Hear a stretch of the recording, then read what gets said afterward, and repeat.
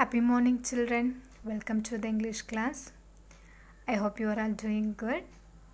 Today we are going to see the fifth lesson. The fifth lesson topic is Herald our Hornbill. It's very interesting lesson, children. Shall we move? Okay.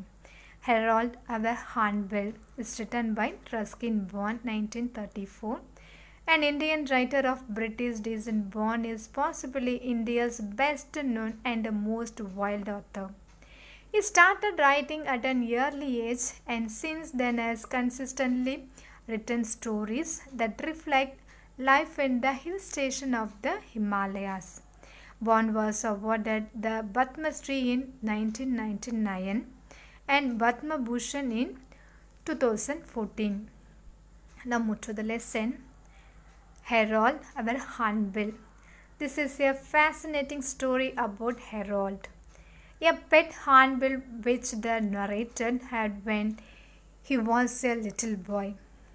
Read about how Harold finds a new home when he falls out of his nest. Harold's mother, like all good hornbills, was the most careful of wives. His father was the most easygoing of husbands. In January, long before the flame tree flowered, Harold's father looked his wife into a great hole high in the tree trunk. In this weather-beaten hollow, Harold's mother was enclosed within the hole by a steady wall of earth, stick, and dung. Harold's father left a small hole in the center of this wall to enable him to communicate with his wife whenever he felt like a child. Walled up in her uncomfortable room, Harold's mother was a prisoner for over 2 months. During this period, an egg was laid and Harold was born. In his naked boyhood, Harold was no beauty. His most promising feature was his flaming red bill, matching the blossoms of the flame tree, which was now uplifts, heralding the summer. He had a stomach that would never be filled, despite the best effort of his parents, who brought him pieces of jackfruit and berries from the banyan tree. As he grew bigger, the room became more cramped, and one day his mother burst through the wall, spread out her wings, and sailed over the tree tops. Her husband was glad to see her about. He played with her, expressing his delight with deep gargles and throat suckle. Then they replayed the wall of the nursery so that Harold would not fall out. Harold was quite happy in his cell and felt no urge for freedom. Then something happened to change the course of his life. One afternoon he was awakened from his siesta by a loud tramping on the wall, a sound quite different from that made by his parents. Soon the wall gave way and there was something large and yellow and fairy staring at him. Not his parents' bills, but the hungry eyes of a severed cat. Before Harold would be seized, his parents flew at the cat, both roaring lustily and sticking out with their great bills. In the ensuing melee, Harold tumbled out of his nest and landed on our garden path. Before the cat or any predator could get to him, grandfather picked him up and took him to the sanctuary of the veranda. Harold had lost some wings feathers and did not look as though he would be able to survive on his own. So we made an ensure of him in our front veranda. Grandfather and I took over the duties of his parents.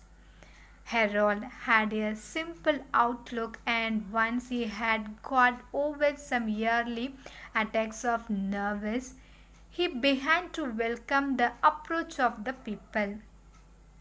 Grandfather and I met the arrival of food, and he greeted us with a craning neck, quivering open bills, and a loud croaking caw caw caw.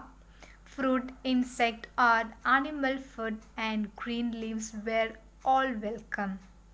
We soon dispensed with the enclosed, but Harold made no effort to go away. He had difficulty flying. In fact, he assumed his tendency rights.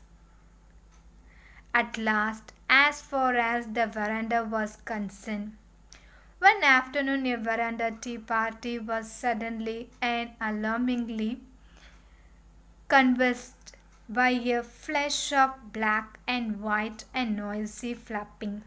And behold, the last and only load of bread and had been seized by Harold and carried off to his perch near the ceiling.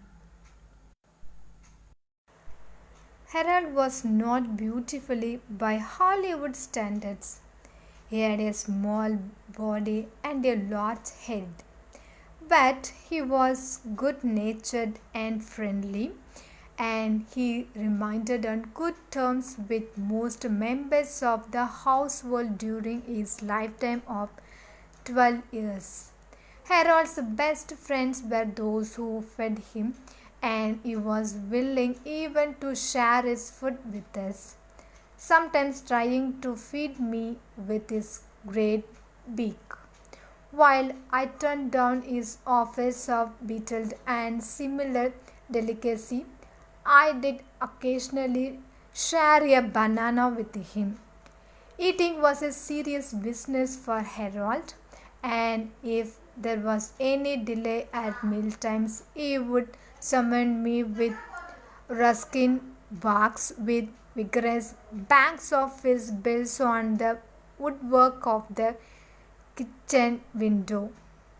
Harold gave much time and thought to his personal appearance. He carried a rough pot on his person and used it very skillfully as an item of his morning toilet.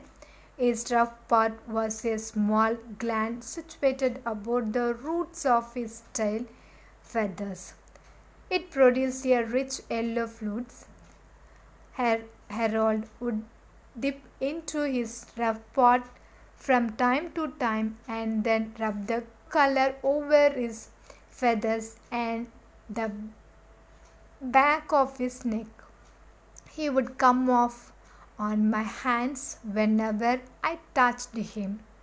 Harold would toy with anything bright or glittering, often swallows it afterwards. He loved bananas and dates and balls of boiled rice. I would throw him the rice balls and he would catch them in his beak, toss them in the air, and let them drop into his open mouth. He perfected his trick of catching things, and in time I taught him to catch the tennis ball thrown with some force from a distance of 15 yards. Although Harold never seemed to drink any water, he loved the rain. We always knew when it was going to rain, because Harold would start suckling to himself about an hour before the first raindrops fell. This used to irritate Aunt Ruby. She was always being caught in the rain. Harold would be suckling when she left the house, and when she returned, drenched to the skin, he would be in fist of laughter. A storm cloud would gather, and gust of wind would shake the banana trees. Harold would get very excited, and his suckle would change to an ear whistle. Veer, veer, he would scream, and then, as the first drop of rain hit the veranda steps, and the scent of the fresh air passed to the house, he would start rowing with pleasure. The wind would carry the rain into the veranda, and Harold would spread out his wings and dance, trembling about like a circle crown. My grandparents and I would come out on the veranda and share this happiness. Many years later, I still miss Harold's Rex bark and banging of his great bill. If there is a heaven for good hornbills, I sincerely hope he is getting all the summer showers he would wish for and plenty of tennis balls to catch. Now we move to the answer the following. First question. Describe the nest in which Harold was born. 2. Why did Harold fall out of his nest? 3. How did Harold improve his appearance periodically? 4. Describe the way Harold ate the rice balls the narrator threw towards him. 5. Which habit of Harold irritated Aunt Ruby? I hope children you enjoyed this lesson. Thank you children. Have a nice day. We will meet on next week.